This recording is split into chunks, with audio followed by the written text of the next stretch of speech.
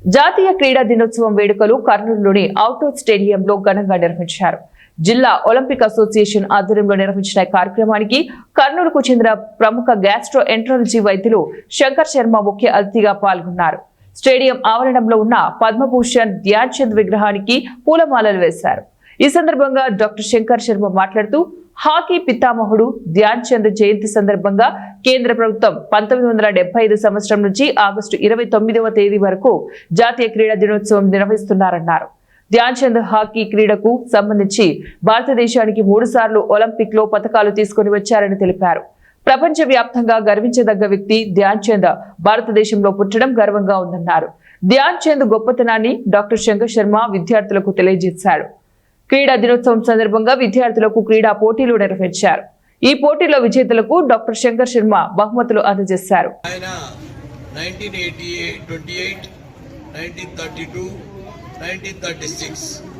3 సార్లు ఇండియాకు ఒలింపిక్స్ లో గోల్డ్ మెడల్ సాధించడం జరిగింది.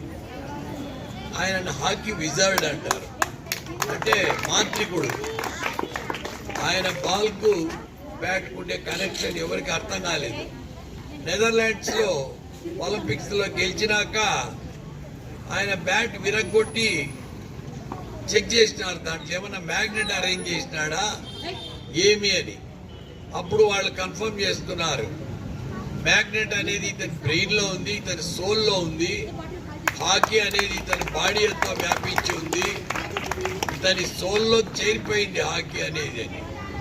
అంత గర్వించదగవలసిన వ్యక్తి మన దేశంలో పుట్టి మనకింత ప్రఖ్యాతి సాధించిన ఆయనను గవర్నమెంట్ ఆఫ్ ఇండియా 1956లో Padma Bhushan second civilian highest civilian award ప్రకటించింది. తర్వాత బెర్లిన్లో ఒలింపిక్ గేమ్స్ జరిగినప్పుడు అడాల్ఫ్ హిట్లర్, నాజీ జర్మనీ ఉండినది అప్పుడు, జర్మనీ టాప్ లో ఉంది. ఫైనల్ గేమ్ జర్మనీకి ఇండియాకి జరుగుతూ ఉంది. క్రౌడ్ అంతా జర్మనీకి సపోర్ట్ చేస్తున్నారు. No supporter for India. Adolf Hitler కూడా వాళ్ళల్లో ఆడియన్స్ లో ఉన్నాడు. ప్రతి ఒక్కరికి టెన్షన్ గ్రిప్ అవుతా ఉంది. ఆ టైంలో ధ్యాన్ చంద్ దిగి ఫీల్డ్ లో జర్మనీని మట్టి కనిపించి ఇండియా గొప్పతనాన్ని చూపించినాడు హాకీలో. ఆ హిట్లర్ పిలిచి ధ్యాన్ చంద్ ను, నా కంట్రీ సిటిజన్షిప్ ఇస్తాను, నీకు ఆర్మీలో జాబ్ ఇస్తాను, నువ్వు నా కంట్రీలో ఉండిపో అంటే, నా భరతమాతకు నేను రుణపడి ఉన్నాను సార్, నా తల్లి రుణం నేను తీర్చుకోలేను, నా మాతృభూమికి నేను వెళ్ళిపోతాను,